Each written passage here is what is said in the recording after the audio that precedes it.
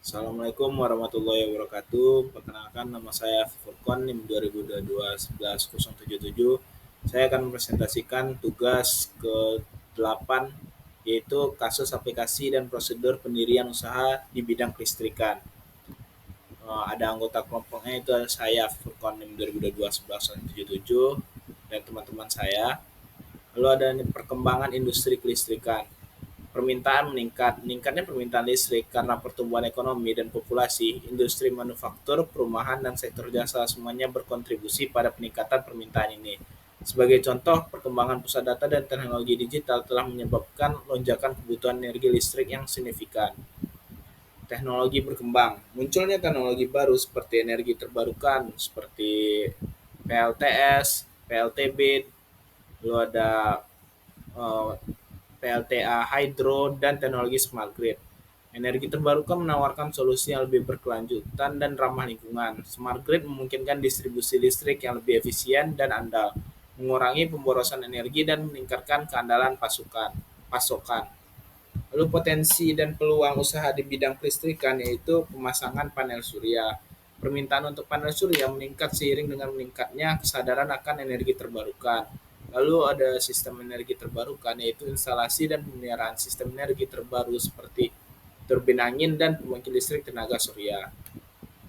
Studi kasus aplikasi usaha kelistrikan seperti pemasangan panel surya di rumah. Nah, ini membantu konsumen untuk mengurangi biaya listrik dan mengurangi jejak karbon mereka sehingga dia bisa menggunakan listrik secara off grid.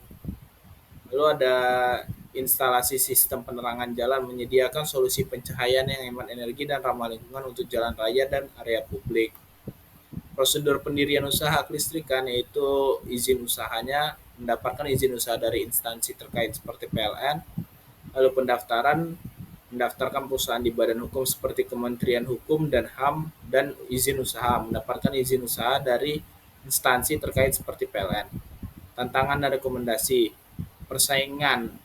Tantangan pertama yaitu persaingan, meningkatnya jumlah pemain di bidang kelistrikan baik perusahaan besar maupun UMKM, menciptakan persaingan yang ketat dan memperebutkan proyek dan pangsa pasar.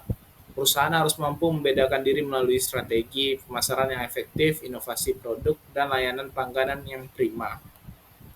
Lalu ada yang kedua itu pendanaan, mendapatkan pendanaan yang cukup untuk mengembangkan bisnis baik melalui investasi, pinjaman bank, atau sumber pendanaan lainnya dapat menjadi tantangan tersendiri. Perusahaan perlu menyusun proposal bisnis yang kuat dan meyakinkan para investor. Dan yang terakhir itu ada teknologi. Perkembangan teknologi yang cepat dan dinamis menuntut perusahaan untuk selalu beradaptasi dan berinovasi.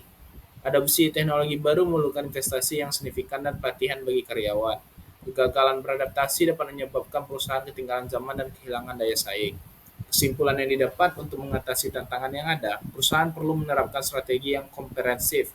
Hal ini meliputi inovasi berkelanjutan, baik dalam teknologi maupun model bisnis, untuk menciptakan keunggulan kompetitif. Pemantauan dan adaptasi terhadap perubahan regulasi juga sangat penting. Selain itu, perusahaan perlu menjalin kerjasama strategis dengan pihak lain, baik pemasok, mitra bisnis, maupun lembaga keuangan, untuk mendapatkan akses ke teknologi, pasar, dan sumber daya finansial. Dengan pendekatan yang proaktif dan adaptif, perusahaan dapat meningkatkan peluang keberhasilannya di industri kelistrikan yang dinamis ini. Sampai sini akhir kata saya ucapkan terima kasih. Assalamualaikum warahmatullahi wabarakatuh.